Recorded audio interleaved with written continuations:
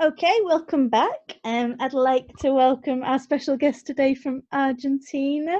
Hi, how you doing, Pilar? You okay? Thank you for joining us How today. are you, Anna? Fine, fine. Nice to meet you, and nice to be here with you, with all of you. Oh, brilliant! Thank you so much for joining us. It's really good to talk to you today. So, for anyone who doesn't know you, you are one of the world's greatest ultramarathon swimmers. You won the world's longest race, 88 kilometers, in your home country, Argentina. You've been inducted into the International Marathon Swimming Hall of Fame, and you're the Open Water Swimming Woman of the Year. And yeah, that's just the tip of the iceberg in terms of your achievements. So it's wonderful to talk to you today. Thank you for joining us again. We've got the film that you've made about your swim between Uruguay and Argentina. People can see that in the link below. So, and yeah, it'd be good just to have a chat with you about how you got started and what swimming means to you and stuff like that. So, let's start. Can you remember learning to swim? How old were you when you started swimming? Well, first of all, Anna, as I told you before, it's a pleasure for me to be part of this. Congratulations for this great idea. And also, I would like to start to answer your question. Yes, I started swimming at 6. You know, I learned to swim at 6 years old. Now I'm 35, but I started swimming at 6. That part of my life was really nice because I really enjoy the classes, going, teaching. You know, I have 2 sisters and 1 brother, and I went to the pool with my sisters. So this situation was really nice for me because I really enjoy swimming. And I start competing at 8. So was very fast, you know, learning to 6 and then start to racing at 8. Wow, that's so age 6 then you'll be able to remember learning to swim. You'll be able to remember going to the classes. It's not like you were swimming before you could even remember when you started to walk. That's Yes, well, yes, of course. I remember when I started my classes. I think that one thing is very important, you know, the importance to learn to swim to save life, you know, because when I was very kid, my parents, you know, my father and my mother, didn't think, oh, I'm going to take Pili to the swimming pool to be a world championship, you know. The idea and the objective of them was taking me for the pool just for safety. This is very important. I think that all kids and all people should have to know to swim only to save life, because sometimes we go to the sea, to the ocean, to a lake, and the idea to know how to swim is very important to save life. Yeah, absolutely. Yeah. In Argentina, is it normal for children to learn? Can all children swim, or were you unusual that you and your brothers and sisters went for lessons? When, you know, at that moment, I think 30 years ago, you know, and it was not so usual. Maybe nowadays it's more normal. Even the babies go to the swim class, and maybe when I was a kid, this situation to be a baby and go to the swimming class was not so normal. But nowadays in Argentina, there is a classes for baby. Even the babies with maybe, I don't know, 3 months, you know, very kid. But in my times, swimming for babies was not too much popular, you know. So maybe the age of that a kid start to swimming was at 6, at 5, at 8, the age that I start. Sorry for my English. It's not so good, but I try to make the idea, you know. Yeah, no, your English is brilliant. Don't worry. So as you said, you started racing quite fast then, and was that your choice? Can you remember why? Was that the swimming coach who encouraged you to race? Were you naturally fast, or did you just decide I'm going to be a racer? Yes, well, once a time I finished the first part. I learned to swim at 6. Then I followed the next steps. In this club, that swimming club, it was like a step 1, step 2, step 3. So I just going these steps. My sisters were already racing, so this was a motivation for me, like sharing time with them. So the age that you can start to race in Argentina at that time was at 8. So I was really fascinated to go to race, to share time, because it was funny, It was like a play. I was playing. It was very funny for me. And this idea of competing, of racing, was fun. I didn't feel pressure for this. Overside, it was very fun. I enjoyed the time with my sister, with my family. Was really a nice memory for me. That's great. That's really cool. And were you quite athletic in other sports, like running, cycling, or just swimming? Did you just have a natural tendency to swim? Yes. I'm very good swimming, but I'm very bad doing other sports. And I think that this was because I started to swim and always swim for very, very kid, from my 6 to now. It is like almost 30 years swimming. So I think that for this reason, I am very good swimming, but maybe I'm not so good in other sports. But anyway, I like to swim, I like to bike, I like to run, but I'm not good, But sometimes, for example, in my training, we do with the team other sports just for training. Running, I running a lot with my swim club, but the most of the part, of course, we were swimming. I'm the same. It's just swimming. I can't run to save. Well, if something was chasing me, I would run. But yeah, it's just the swimming. Oh, that's great. That's great. So, what was? I mean, there's obviously a lot of steps that took you through your career. What was the first big race that you took part in? What felt significant to you as, yes, I'm an athlete now? What was the first big one, or is there not one that stands out for you? Well, this is a difficult question, because I am that kind of person that valorates all the steps. So it's difficult for me to choose only one, because I'm sure that all the steps are necessary to improve and to get other biggest results. But anyway, if I have to let you know, like a very important moment for me in my career, in my sport career, I should say that it was in 2010 when I was my first world championship for first time. I raced in a open water Grand Prix series, like it's like a world championship with a lot of races during the year in different parts of the world. Every race gives you points for the final world ranking. And the first year that I won this world ranking and I was first, it was in 2010. So if I have to choose one moment, maybe I have to say this time, this moment, because it was the first time that my dream come true, to be the best open water swimmer in that circuit. Wow, that's amazing. And yeah, certainly that's a massive moment. Well, my next question, which you started to answer then, did you have that goal? Did you have the goal to become world champion, or is it just you loved the swimming and you did another race, and it just built up, or was that the dream from the start? Yes, it was 1 year, and then I keep. That's your question, no?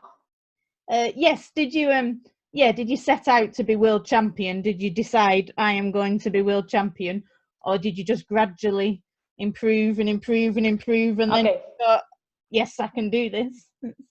Okay, yes, you know, I'm going to tell you something that happened in 2000.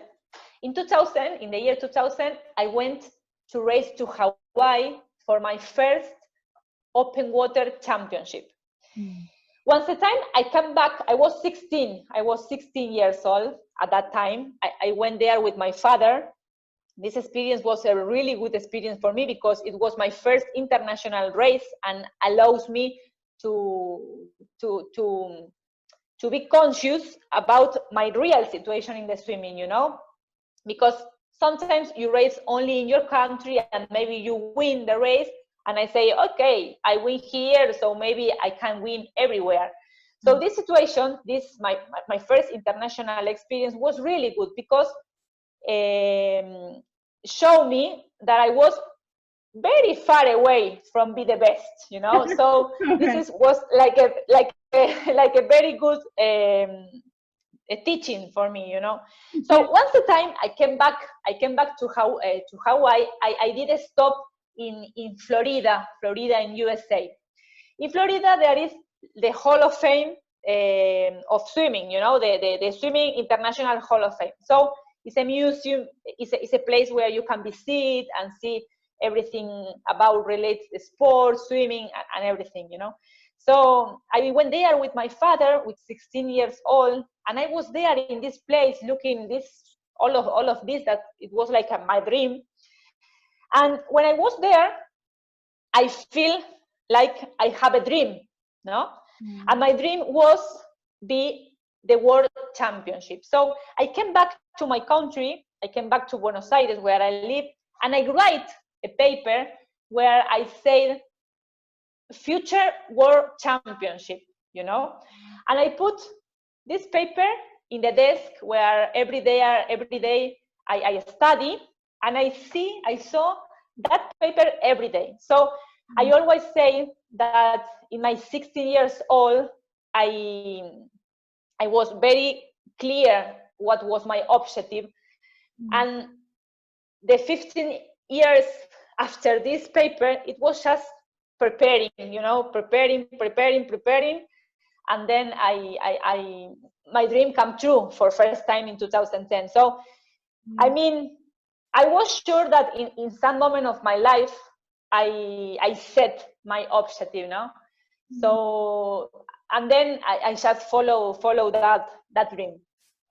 Wow, that's cool. So if I've got the dates right, so it was 2000, your first 2000 race, and then 2010, you're world champion. Yes. So it was a 10 years after. Yes. Yeah. Wow. Yes. Wow. Cool. We've what's interesting is, as we've been talking to different people like yourself, is what drives people, and what we're finding out is everybody has very different journeys. Some people like yourself set out, yes, that's my goal, that's what I would like to do, and then others have been very much just do one swim, and oh, that one was okay, so I'll do another swim. And that one was okay. So it's interesting how everybody has a different journey, and everybody's is right for them. There's no set way of how you have to do things, and there's no set thing. The challenge is personal to you. So your challenge was world champion, whereas somebody else's challenge has just been to swim outside for the first time, or just to swim a mile, you know. So it's yeah. Of course, yes, I completely agree with this, you know.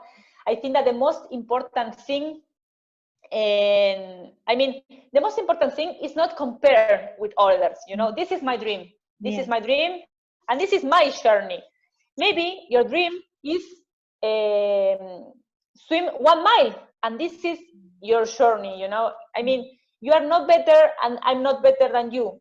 I don't like to compare, you know. So the important thing is that everyone has their dream, their own journey, and just follow this journey to get the dream, you know. But I completely agree about this. Dream to be the world championship is not more important than that person that dream to swim a mile for first time in their life. You know, it's the same. It's the same, because this is my dream and this is their dream. The dreams in a moment is the same.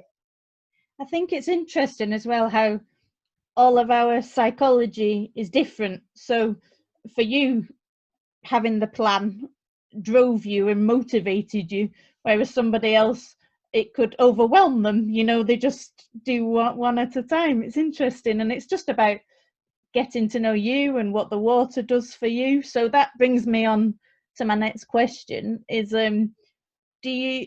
does the water do something for you? For example, do you feel free in the water, or how does the water affect you personally? Does that make sense? Well, yes. You know, the water has like a very, very special. I have like a very special relation with the water. You know, I always say people, if you don't know me inside the water, so you don't know me. You know, because I mean, I have like a love with a passion. I have like a relation special with the water, and I think that this has a kind of relation that the moment when we were very, very, very babies and we were inside our mother, we are in water, you know, we are surrounded by water. So I'm sure that then this relation with the water, once a time we born, you know, and has a relation with this situation of pain, of happiness and quiet, you know, and that we have inside the. I don't know if you can understand me. Yeah. Absolutely. Yeah. Yes. Okay. So I am sure that in one part this relation with the water has sense with this situation when we were very babies and we are inside our mother. Yeah. In the other way, nowadays happens to me that even in the days that maybe I'm not feeling good outside the water because I had some problems, some personal problems on this kind of stuff, I go to the water, I go to swimming, I go to training, and I start to feeling better, and maybe I can start to thinking clearly, I can take decisions. I always say that my most important decisions in my life has taken while I was swimming, you know. Yeah. I have a really nice connecting with the swimming, with the water. Imagine that my races has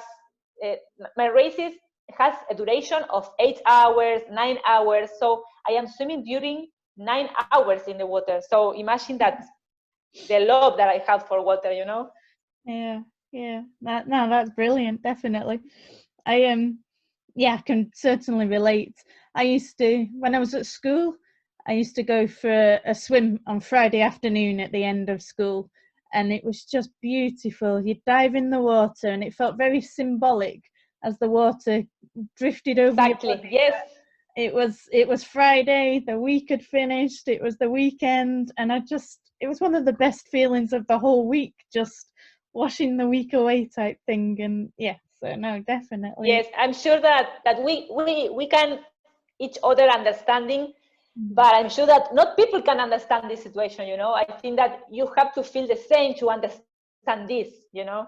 Yeah. So it's very nice. It's a very nice situation and sensation. Yeah. So you mentioned swimming for 8-9 hours. Do you enjoy the long swims? Do you enjoy the time you're swimming, or are you glad when it's over?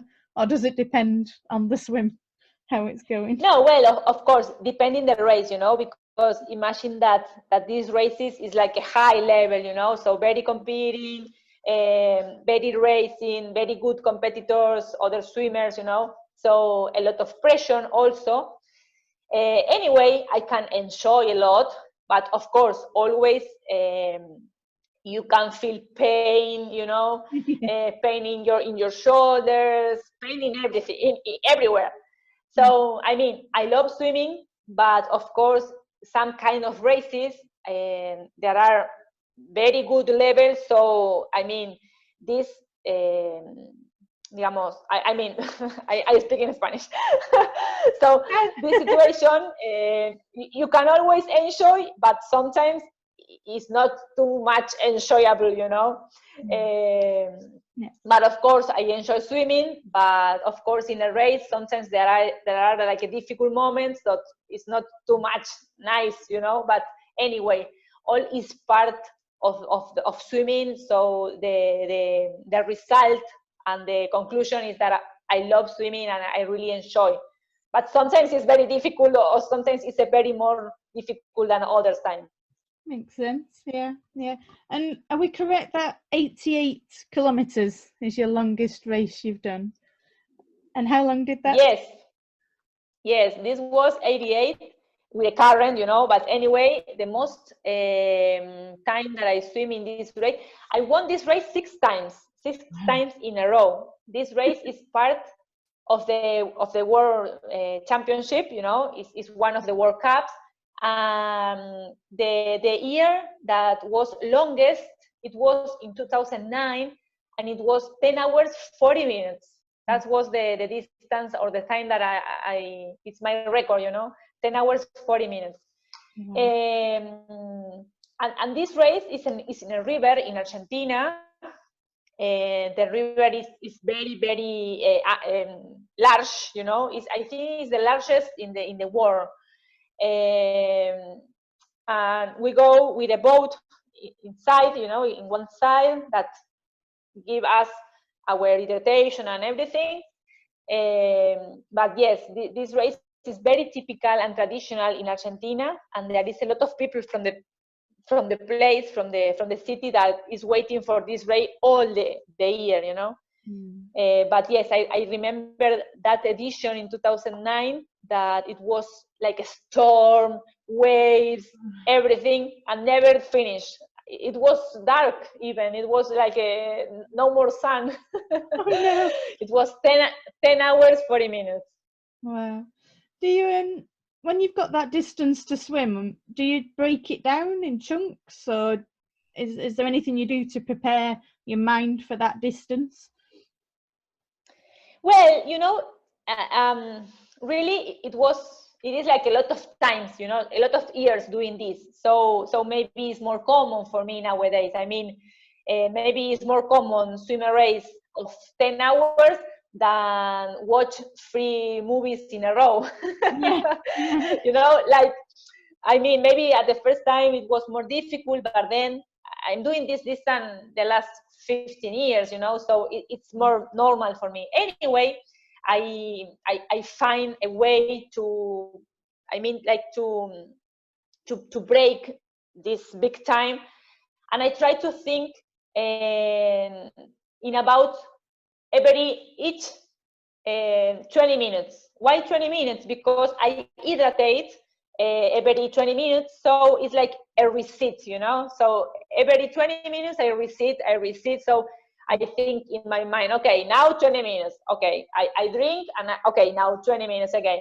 So this is my way to break, you know, to break the objectives in a little objectives, and that makes you feel more comfortable maybe, or it's like a tip, like a key to beat your mind, you know. Yeah. We've got an interview with Jamie Monaghan. I recommend people listen to that as well. But she said something very similar. Yeah, every half an hour, every 30 minutes she feeds, and she just break it down into smaller chunks. It's that makes sense. Yes, exactly. Yes, it's a good idea, you know, to make it easier, like a little objectives instead the big objective, you know. It's like more comfortable. So did you have anything, obviously we're all being affected by COVID-19 right now, did you have anything planned this year that you've not been able to do? Were you training for anything, or anything postponed? Well, you know, this situation nowadays is very uncommon for us. In Argentina, everything is locked. We can't swim, and we are waiting. People expect that we can swim again in September. So it's going to be like about 6 months without swimming. It's like my record. Yeah. Anyway, my official races were all canceled. So this year is not FINA official races. So, sometimes in this situation, you can't do nothing. So I think that in this moment, you have to list what I can do and what I can do. Yeah. I can do nothing to go to swim. I'm not going to racing. So it's just try to be patient, and to keep positive, and try to be flexible. I'm doing some cycling in my home, running at home. So no racing this year, but it's a special situation. You can't go against this. You just have to accept and try to do other things. Be creative. As you, for example, you find a way to do this, the speed, the obstacles. So I think that these situations force us to try to get a better version of ourselves, Yeah. And I suppose the good thing is when the races start again, nobody will have been racing, so you'll all be in the same position. Yes, yeah, of course, the same position, exactly. Yeah. That's a good point for me. Trying to bring out the positives. It's not like just you had to take a year out. Everybody's had to take a year out. Exactly. That's the truth. Yes. What people's times are next year, whether people are the same times or they've got a lot slower with having the gap in training. I think I think that this is like a reset. I always say this is like a new start. So it's like we are all starting again from zero. I can't pretend going to swimming tomorrow and do my times as if I were swimming the last 4 months. So this is like a new point of a start. And we can be strong to accept this, to be prepared for the process, to be patient, because the process is going to be long. It's like start swimming again. So this is my recommendation: be patient. Yeah. No, it's good advice. Do you ever just float? You ever lie on your back and just float and relax in the water, or is it always training? No, of course not. Just relax. Yes, I really love to float. I think that's the most very nice sensation. Is the best sensation of the water is to float. I think that is the sense, the essence of the swimming, of the water, just to float and feel the weight, or maybe, that in the water we have a different weight. So it's like fly, it's like you can stand there with no forces. Easily you can stand there easily. It's a very nice sensation. Yeah, I think that's and I love to do that. Good. I think that's special that you have that relationship with the water, because I know of a local athlete here, and he just used to train, and then he never spent any time in the water, enjoying the water.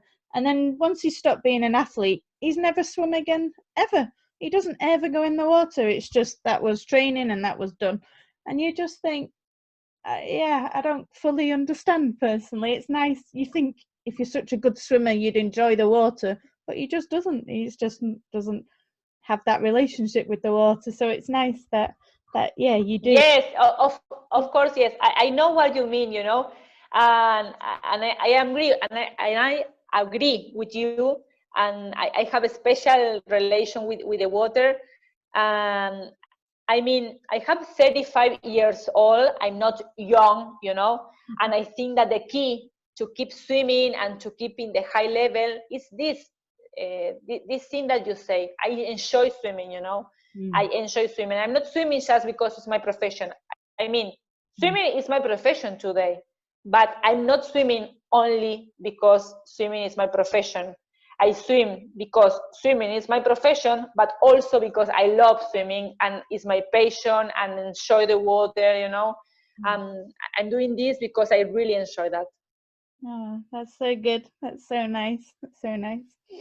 I suppose it's a cliche thing to ask, but do you have any advice for anybody who wants to get into doing more marathon swimming?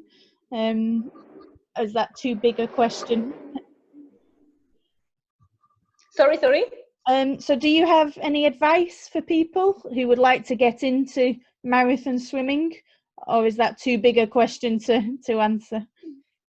No, of course not. Yes, I have a recommendation, you know. I always say this. First, my first recommendations for all people is do what you love to do. Yeah. Maybe this can be marathon swimming, or maybe it can be like I don't know, a speed swimming, you know.